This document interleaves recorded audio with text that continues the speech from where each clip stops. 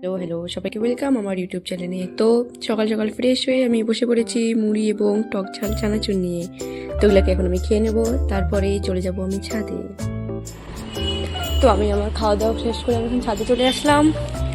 এখানে কিছু কাপড় শুকোতে দিলাম। দেখো ছাদ থেকে আমাদের এখানকার ভিউ। আজকে অনেক দিন পরে অনেকটাই রোদ উঠেছে। কয়েকদিন থেকে যা ঠান্ডা, বাপরে একদমই রোদ নেই। তো চলো এবার কি আমাকে রান্না বসাতে হবে। আবার আজকে কি খাবো সেটাই ভাবছি। তো দেখি কি করা যায়। তো আমি তখন থেকে ভাবছিলাম যে কি রান্না করবো, বুঝতে পারছিলাম না। তো যাই হোক, আগে আমি ভাতের জন্য ঝোলটা বসিয়ে দিই, আর এদিকে আমি কিছু সবজি আগে কেটে নিই। কপি, দেন আলু, কিছু সবজি আগে আমি কেটে নিই। এদিকে আমি এখানে গরম জলে হালকা লবণ এবং কয়েকটা ফুলকপি এখানে কেটে রেখেছি, সেগুলো আমি একটু ভিজিয়ে রাখবো। যদি কোনো পোকা থাকে তাহলে সেটা বের হয়ে যাবে। এটা আজকে ভেজানো থাক।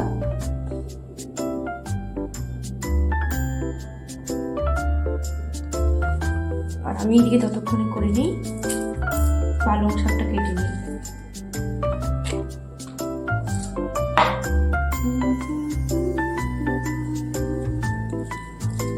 আজকে বানাবো আমি পালং শাক দিয়ে মাছের ঝোল এবং কপি আলু দিয়ে একটি সবজি বানাবো। তো এদিকে আমি পালং শাকগুলো ভালোভাবে কেটে নিই।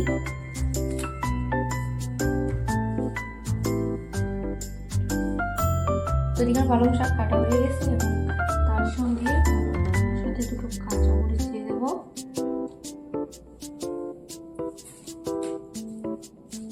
দুটো রসুন। তো ওদিকে পালং শাকগুলো আগে আমি এদিকে ধুয়ে নিই।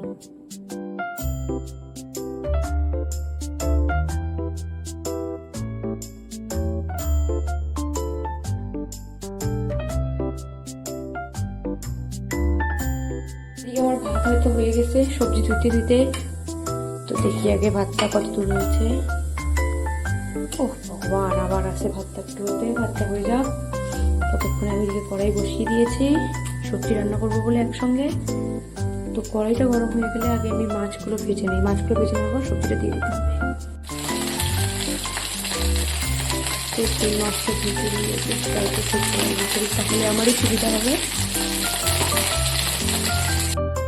তো ফাইনালি আমার সব রান্না কমপ্লিট। এখানে ভাত হয়ে গেছে, আর এখানে আছে পালং শাক দিয়ে মাছের ঝোল, এটাও কমপ্লিট। আর এখানে আছে আলু কপি দিয়ে একটি সুন্দর সবজি। গন্ধটা কিন্তু খুব সুন্দর বেরিয়েছে। এখন আশা করি খেতেও খুব ভালো হবে। যাই হোক, যেমনই হোক খেতে তো হবে। তখন আমি খাবো। তো চলো আজকের মতো টাটা, দেখা হচ্ছে পরের ভিডিওয়ে।